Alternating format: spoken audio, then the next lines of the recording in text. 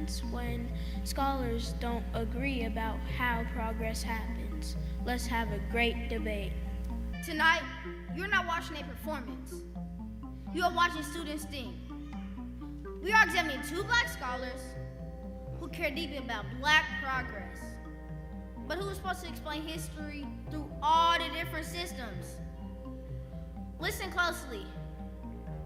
Not for who sounds louder, but for how each perspective explains why things happen. Dr. Claude Anderson studies power systems, land, economics, law, and ownership. He asks who controls resources, who designs the rules, and how those rules shape outcomes over generations.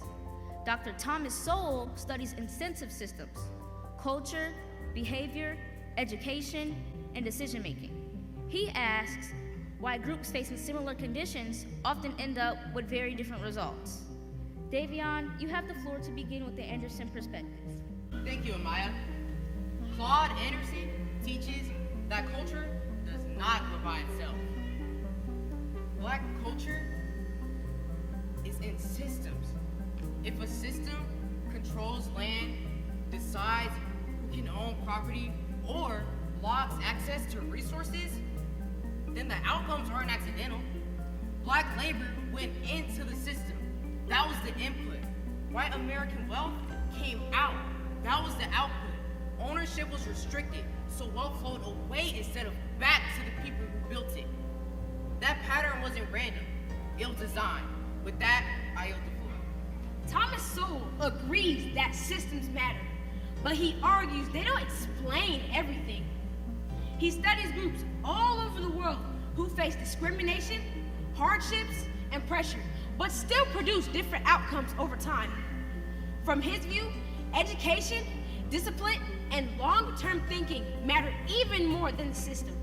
If people don't adapt how they move inside a system, even the best systems can fail. For the people it looks like it's designed for. So, what matters more? The system itself or how people respond to it? Well, if the rules are unequal, the outcomes will be unequal. You can't compete fairly in a system that was never designed for you to win. Good point, Gabrielle.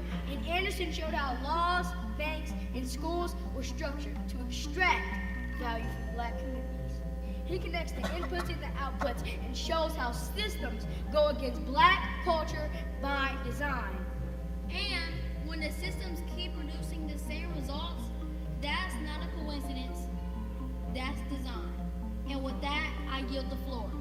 And so Sowell is saying that even when the system is unfair, people still make daily decisions about school, family, and work.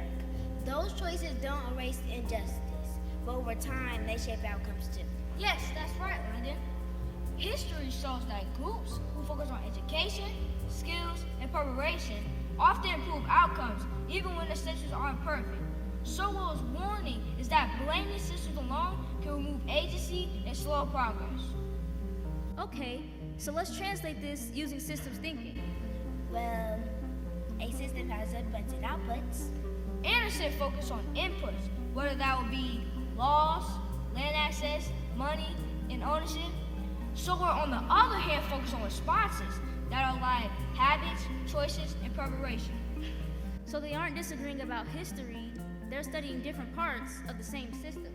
Anderson asked, well, before colonization, black indigenous societies governed land, organized trade, and sustained culture. Laws came through systems, not inferiority. Okay, but Sowell doesn't deny that history or that point. He studies what happens after disruption. His real question is, what helps people rebuild when systems have already been damaged? Yes, he's asking how communities move forward once harm has already occurred, and what behaviors help recovery instead of standing still. And with that, we yield. This is critical thinking in action, not repeating one story, not choosing sides blindly, but asking, what system am I even looking at? What went into it? What came out of it? Who benefited from it? And what needs to change? That's scholarship, that's systems thinking, and that's the work we're doing here. What you just heard were not answers. They're ways of thinking. Learning doesn't only live in debate, it lives in art, in music, and in memory. So now we are going to shift how we speak without changing what we are saying. Because history is not only studied, it's felt.